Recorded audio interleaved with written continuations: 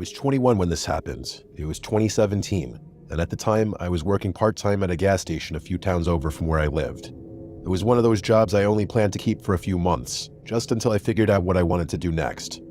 The shifts were usually easy, a lot of ringing up snacks and cigarettes and stuff like that, more so than the occasional person paying for gas and cash.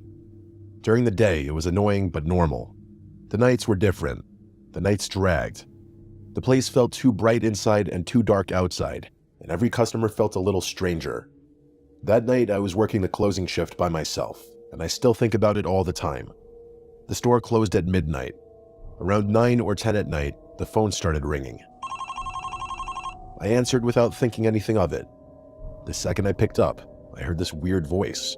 It was low and drawn out, like someone trying to sound like a killer in a horror movie. It reminded me right away of Ghostface from Scream. It sounded really forced, like someone trying to do an impression, but yet it was still unsettling. The voice asked if I was all alone in the store. I just stayed quiet for a second, then said something sarcastic like, "Yeah, you got me," and then I hung up. I figured it was one of my friends messing with me. I texted the group chat and asked which one of them was calling the store pretending to be a serial killer. They all found it funny and acted confused at first. One of them asked what I was talking about, then another said he was at home. I assumed they were just lying because that would have been the obvious response if they wanted to keep the prank going. About 10 minutes later, the phone rang again. It was that same fake horror movie voice. This time they asked why I hung up. I once again sarcastically said, "All right, you got me." The voice let out this soft laugh that sounded weirdly real, not playful like I expected. Then it said I shouldn't be rude to people who know where I am. I hung up again, but this time I felt a little off. It was probably still a joke, but there was something about how calm the person sounded that got me. I kept trying to shake it off. Customers were still coming in at that point, enough to keep me distracted. People getting gas, buying beer, and getting lottery tickets. But every time it slowed down, I found myself looking at the phone. It rang a third time around 10:40. I answered, and I immediately regretted it. The voice asked if the store always got this quiet that late. That got under my skin more than I want to admit. I said nothing and hung up. After that, I texted my friends again, this time more seriously. I said it was getting old and asked who was doing it. Again, they all denied it. I started messaging them one by one. It was the same thing. One was with his girlfriend, one sent me a picture from his basement, one was apparently at a friend's house almost half an hour away. At that point, I started getting annoyed instead of scared. I thought maybe they had someone else doing it, but the truth was, even though the caller never said my name, he was saying things that matched what was happening in the store, like how quiet it was. Around 11, the calls started coming closer together. I stopped answering after the fifth one. The phone would ring and I would stare at it and let it stop on its own. Then a minute or two later, it would ring again. That went on for maybe 15 minutes. I started checking the cameras more. There were a few around the outside of the building and a few inside. The store sat by itself off a road that got pretty dead at night. There was a small patch of woods behind one side of the building and an alley-like area where the dumpster was. The outside cameras weren't great. They had blind spots, and the picture at night was grainy. Still, I kept flipping through them, half expecting to catch one of my idiot friends crouched outside laughing. I didn't see anyone, though. Then I started hearing little sounds outside, which at first I told myself was nothing. For example, a tap somewhere. Then what sounded like a light scrape near the sidewall. Then a noise by the back that sounded like someone stepping on loose gravel.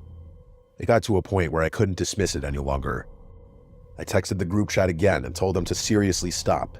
I even sent a picture of the empty store and wrote that this wasn't funny anymore. They kept denying it. One of my friends actually called me from his normal number and I told him what was happening.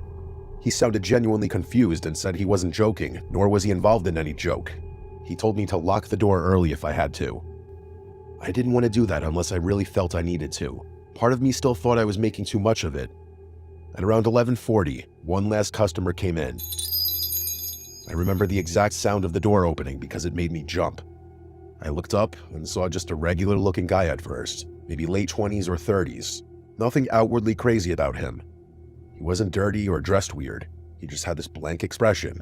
He didn't say hello. He just walked in and started moving through the aisles. I watched him on the cameras while pretending not to. He took way too long for someone who ended up buying one bag of chips. He kept drifting to different aisles and then stopping.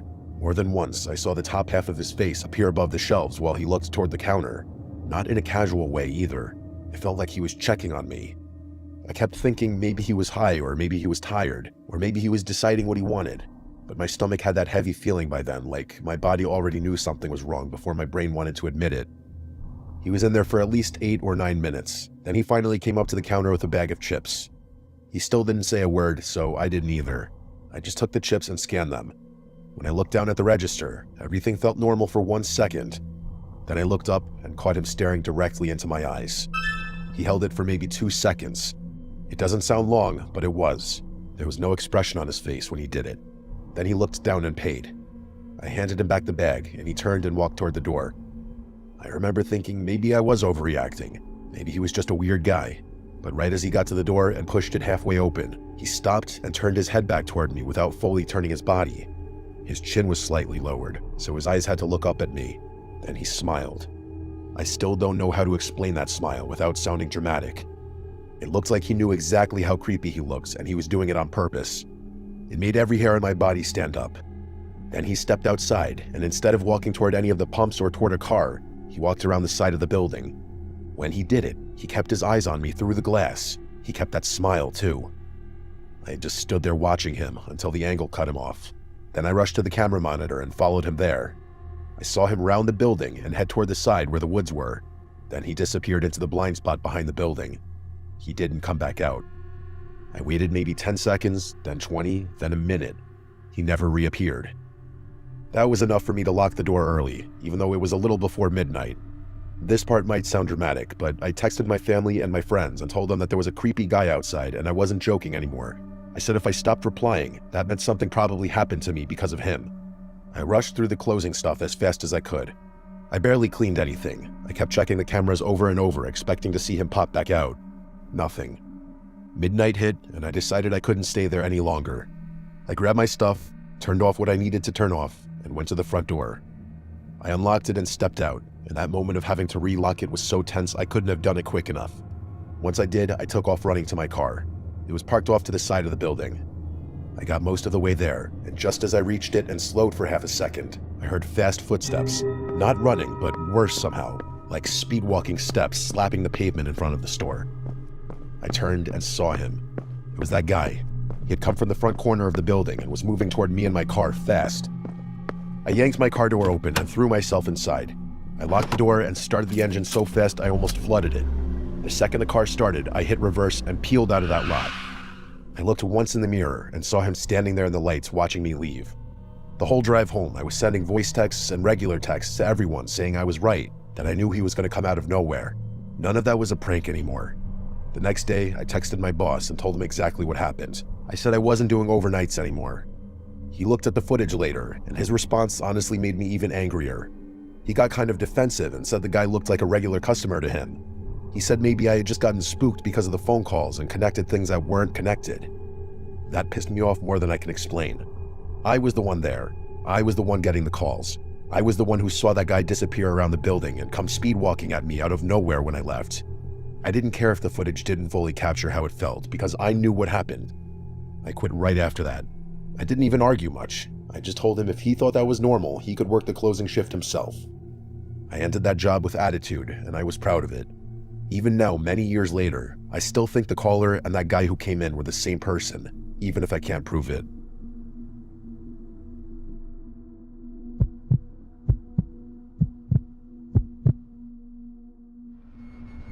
My name is Cadence.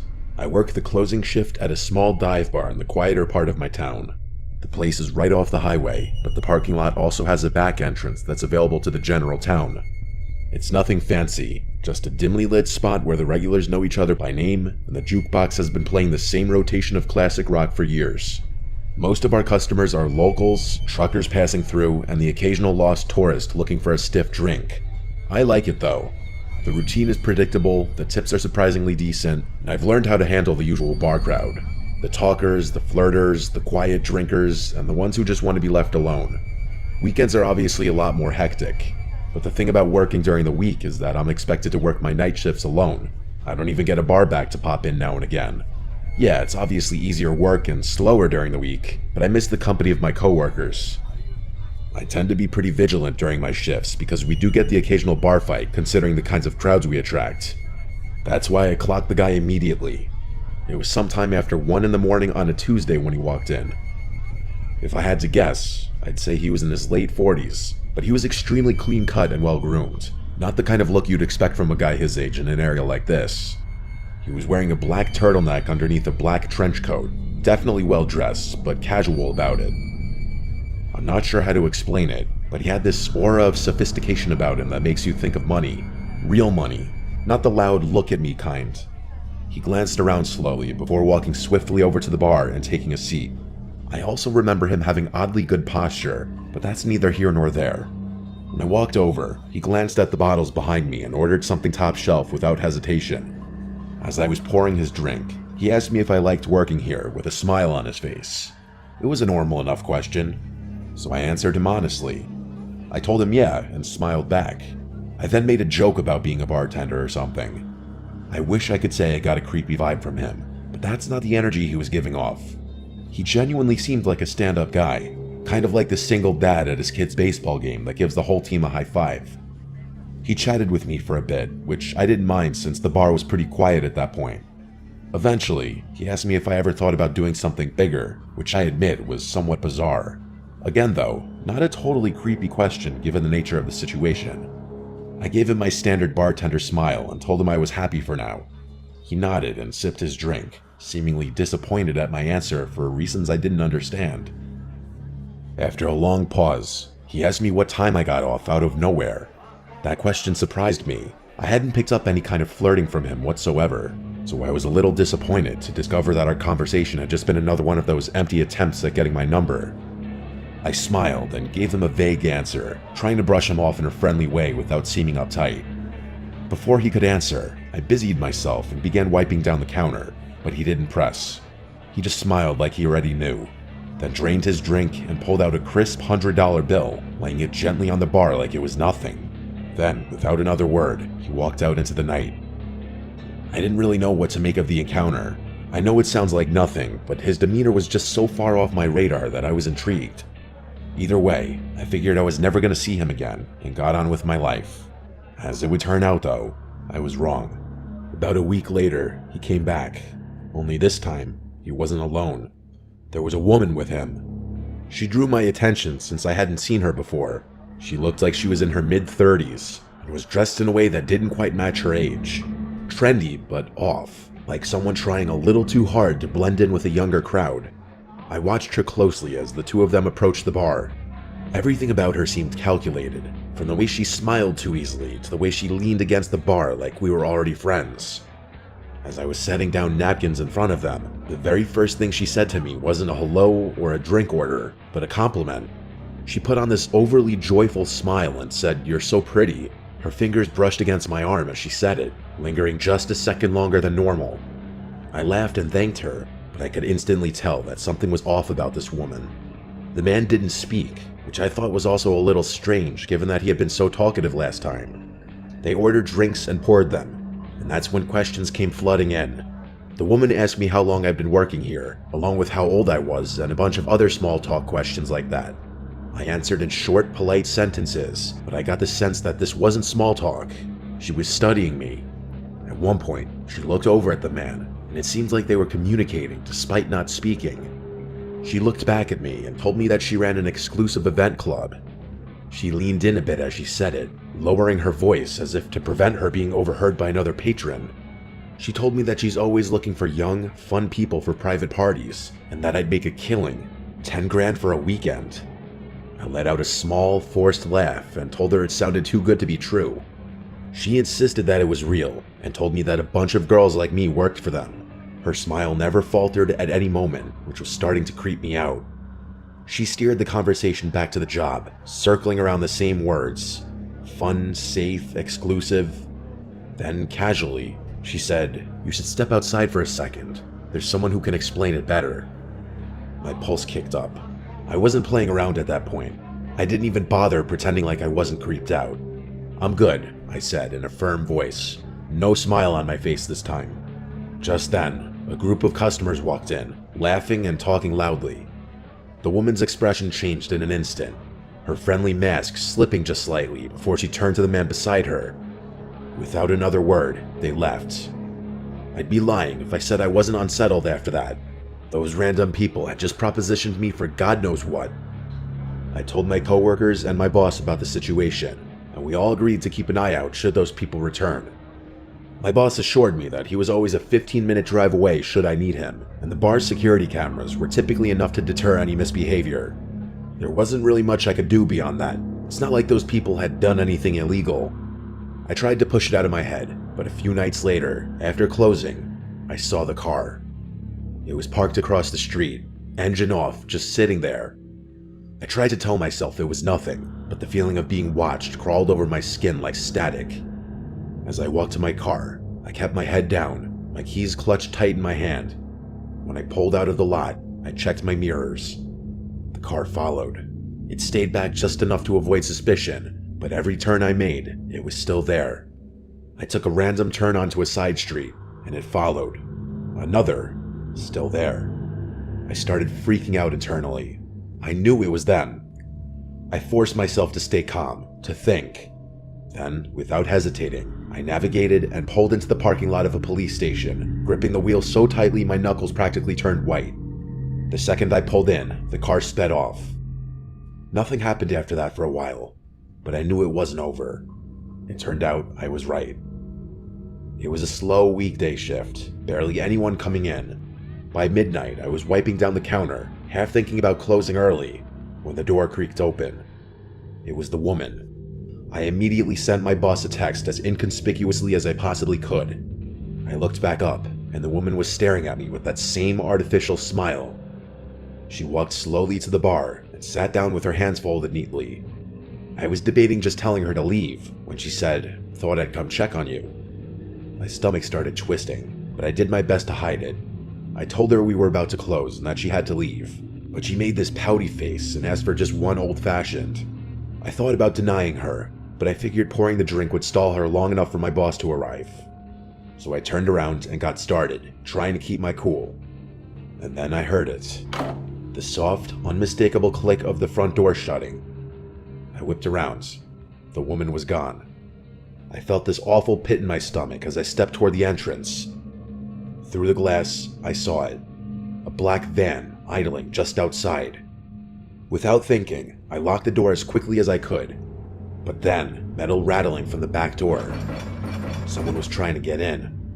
I didn't think. I grabbed the heaviest thing I could, a metal shaker, and clutched it like a weapon as I dialed 911 with my other hand. There was no way the police would get there in time, so I thought about making a run for it out the front door, but I didn't for whatever reason.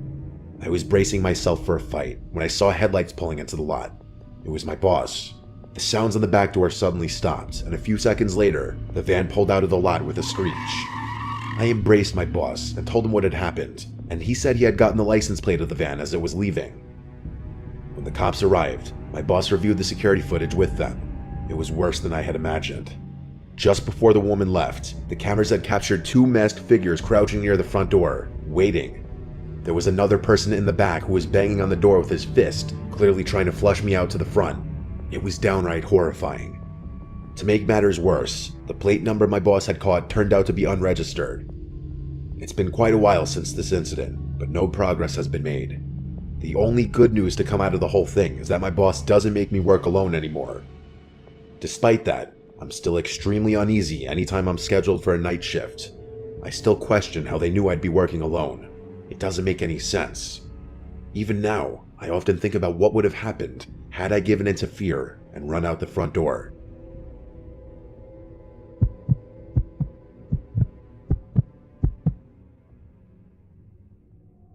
I used to work the night shift at a gas station/convenience store off a quiet stretch of highway. I say used to because after what happened to me a few months ago, I won't work a night shift again. It's a small station, the kind that barely gets any business once it gets late. Most of my shift was spent restocking shelves, wiping down counters, and occasionally ringing up a trucker or traveler passing through. I remember the whole thing vividly. It was just past 2:30 in the morning. By then, even the truckers had mostly dried up, and I was left with basically nothing to do. I scrolled mindlessly on my phone, trying to kill some time. At one point, I stepped outside for some air, rubbing my hands together against the cold.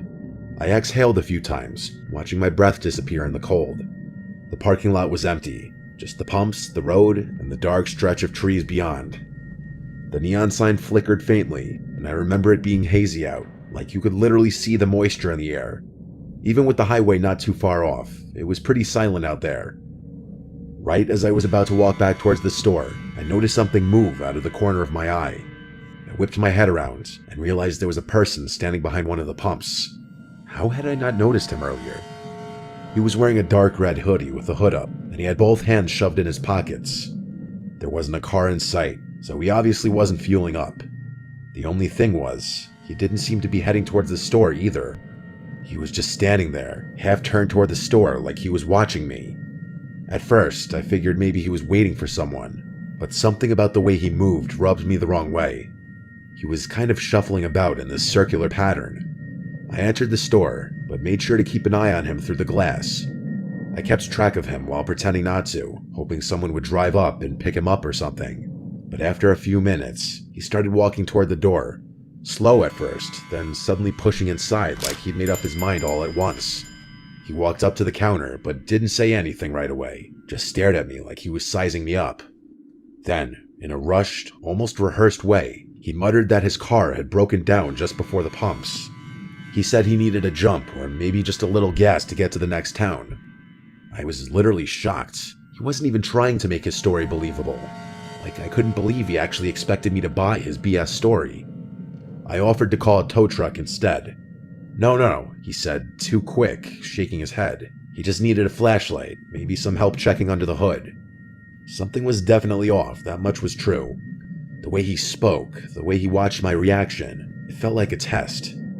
To be fair though, people walking into gas stations at that hour are usually a little strange, and I started wondering whether he actually needed help and was just an odd person or on something. I asked him where his car was parked, and he told me it was just beyond the highway entrance. I was obviously skeptical, but then he pointed at the monitor behind me. I turned to look at the screen, and to my surprise, there actually was a car parked out there. I thought to myself, oh crap, maybe this guy really does need help. And that's when it hit me. I had literally just been outside, and I would have remembered a car parked out there. I glanced back at the monitor, and saw the slightest movement near the car's back bumper. Someone was crouching just out of view. A cold wave of dread hit me. I forced a casual smile and agreed to help the guy, but not before telling him I needed to grab my phone from the back office. I turned slowly, not wanting to spook him, but the second I was out of his direct sight, I slammed my hand onto the emergency panic button under the counter. The alarm went off instantly, screeching through the store. I expected him to attack me, but what he did instead was even more unsettling. His nervous energy disappeared. No more fake urgency, no more shifting from foot to foot. He actually relaxed. His whole body language shifted, and then he smiled. Not a panic smile, not an embarrassed one either. A slow, knowing grin, like he had all the time in the world, like this was amusing to him. I was in shock. I didn't even have time to get physical with him. In one fluid motion, he turned and bolted. I ran to the monitors just in time to see both of them take off. Not toward the car, but into the woods behind the station. The car just sat there, engine off, headlights off. No one inside. By the time the police arrived, it was exactly as I saw it. The car was still there, but the men were gone. No footprints leading away, no sign of them anywhere. And then one of the officers pointed something out. Something I hadn't noticed before. The front passenger door was open. There had been a third person inside the whole time. The police took my statement down, I turned over the surveillance footage, and that was that. A few days later, they followed up with me. They had the car towed and ran the plates. Turned out, it had been reported stolen nearly a week earlier, over 100 miles away. No one had come forward to claim it, no reports of missing persons, no other crimes linked to it, just an abandoned vehicle in the middle of nowhere with no explanation. That was months ago, and still nothing. I don't know why convenience stores are such popular targets, but I can say for sure that I will never work another night shift again.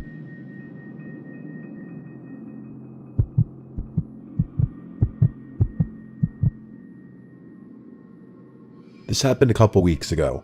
I worked the night shift at Walmart. It's not the worst job in the world, but after a while, it starts to feel like you're just floating through time. The nights blend together. Same shelves, same routine, same dull hum of the overhead lights. Hopefully something better comes along. I usually hang out in and stock the electronics section, which is nice because it's quieter than the other areas. People don't exactly come rushing in at 2 a.m. to buy phone chargers and Bluetooth speakers. Most of the customers are either night owls killing time or truckers grabbing last-minute supplies before heading back on the road.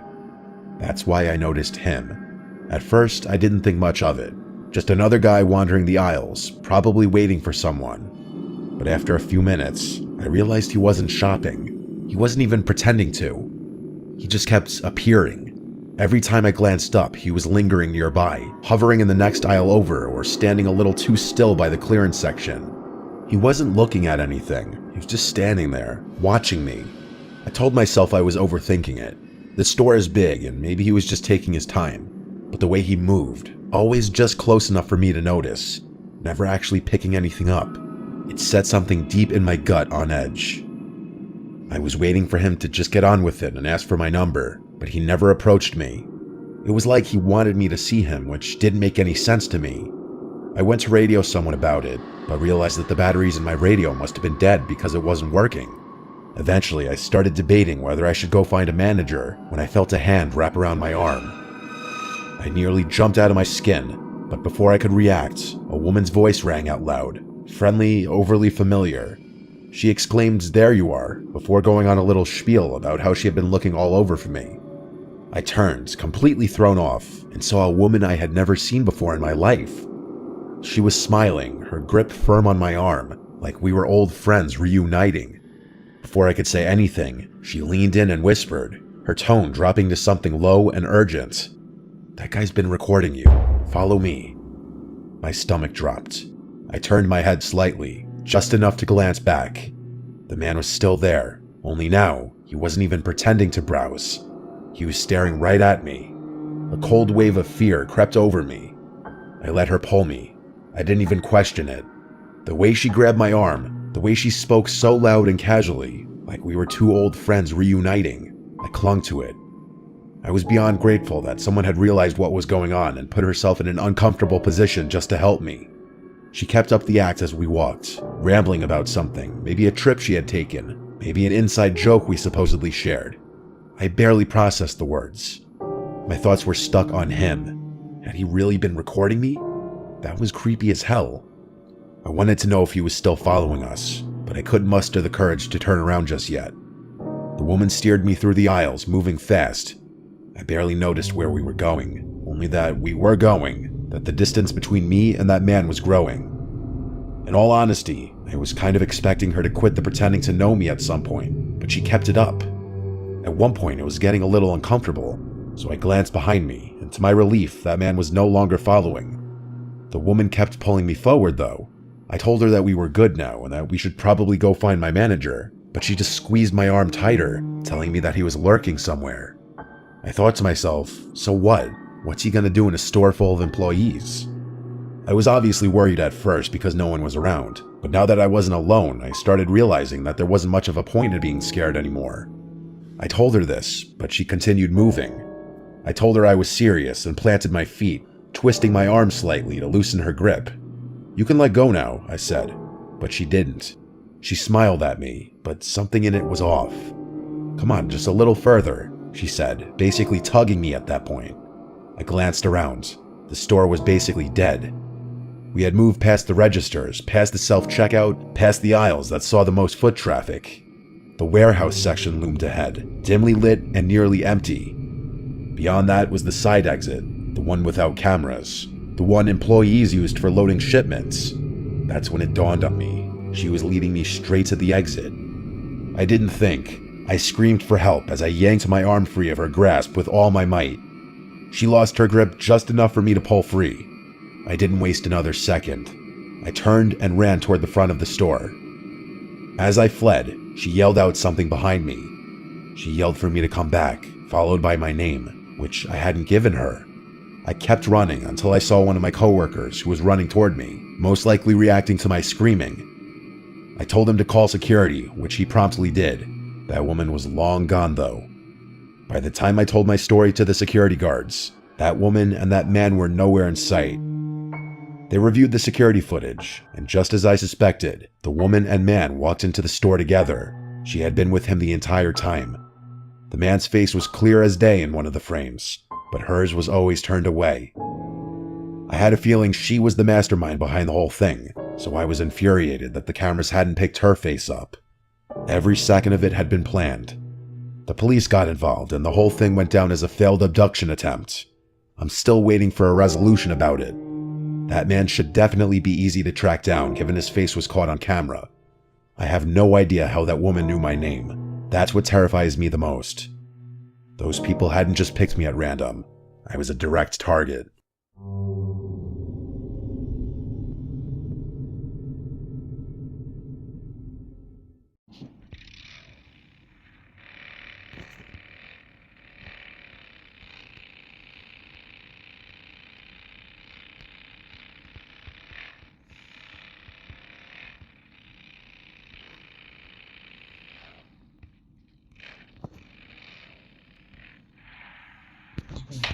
Watch out!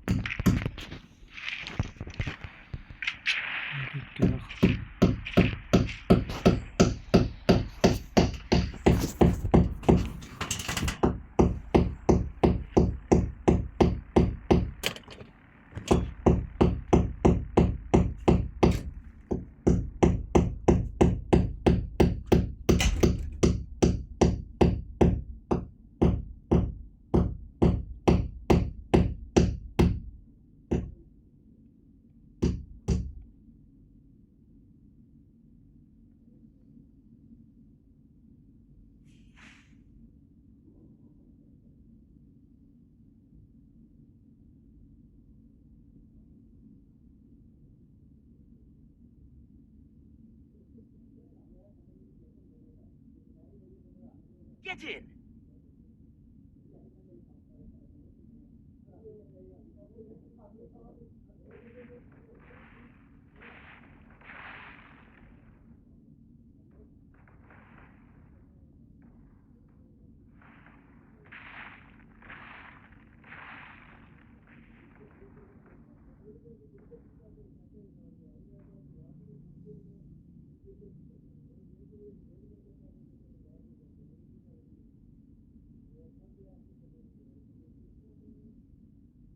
Watch out!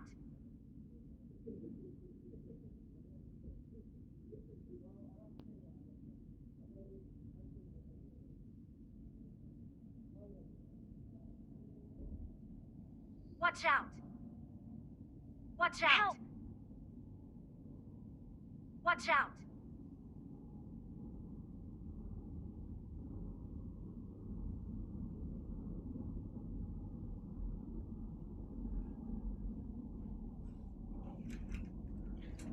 Help! हो गया ना ठीक Help! ओ चौधरी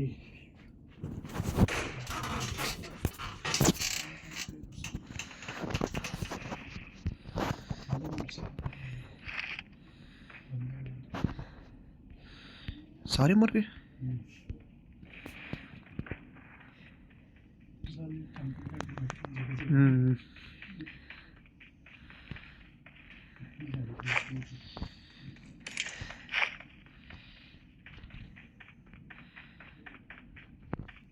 गाड़ी का tyre छोड़ दिया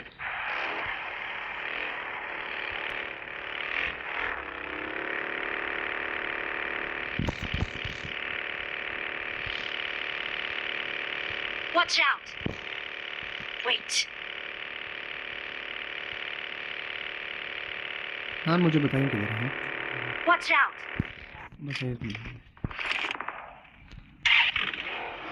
Help! 4 number कौन है Please recall me! पहले भी कॉल करके चौधरी हम मेरे नाल है हुणी अगे ना Please जाओ recall me! ਜੇ ਪਹਿਲੇ ਮੈਨੂੰ ਅੱਗੇ ਜਾਣ ਦੇ ਤੂੰ ਇੱਥੇ ਰਿਕਾਲ ਤੱਕ ਲੋ ਮੁਸ਼ਕਿਲ ਨਹੀਂ ਆ ਜੀ I'm recalling a teammate. Thanks. Wait कर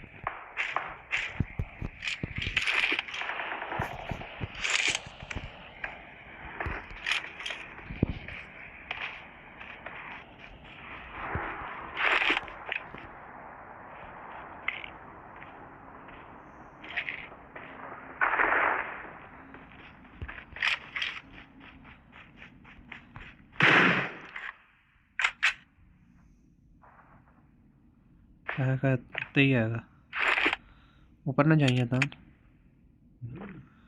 हाँ तेरी जो ऊपर इस तरफ है Marked a location.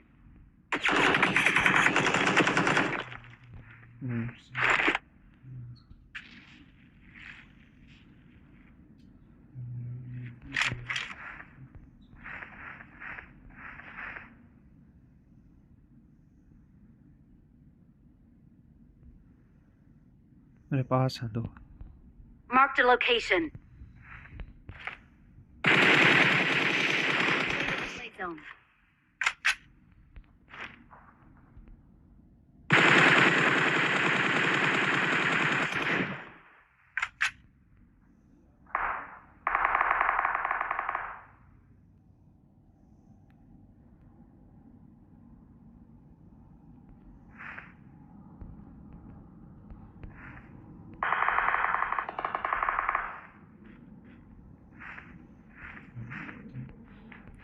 इस तरफ है Marked a location. यहीं पर है इधर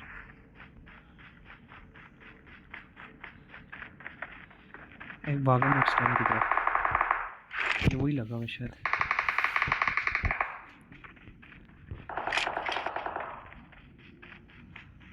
हाँ यही दो हैं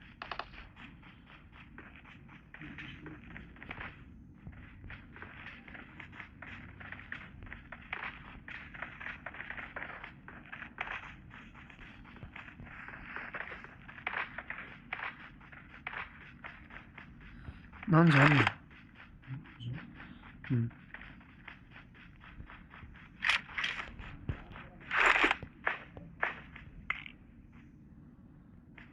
आगे ही हो सारे वो जा रहे